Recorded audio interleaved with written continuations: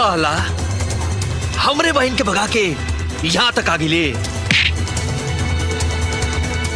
मार साला ये। भैया छोड़ दे एकरा के। भैया छोड़ दे एकरा के मत मारो।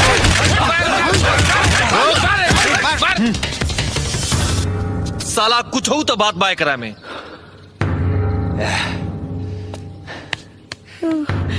सारे अगर एक बाप का औलाद बाड़े ना तो यही हमारे आंखी के सामने एक हाथ पकड़ के बताओ, माँ कसम यही जब ब्याह करा के जाई। समझ गई ले?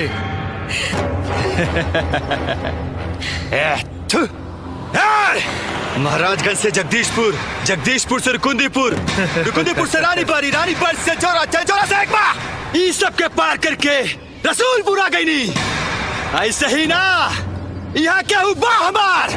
अच्छा तो साला ये ड्रामा बा। समझ गए ले यार। हाँ भैया, एकर मतलब तो तोरा के बचावे आई। आई ना, बोला बुलाओ ना ओकरा के, बुलाओ ना। ए राजा बुलाओ ना ओकरा के। अरे बुलाओ। ए सार जी वो ऐसे ना आई। अच्छा तो कैसे आई? क्रिस के जैसे सुई दे उड़ के, या अक्षय कुमार के जैसे बम दे कूद के, और का नाम है वो भोजपुरी फिल्म वाला निरहुआ। हाँ कि निरहुआ के जैसे चिल्ला के। साले हमारे दोस्त के छोड़ दे। बोलना, अरे बोलना बाबू, अरे बुलाओ बुलाओ। कैसे आई रे? अरे बोलना सारे कैसे आई, बोल।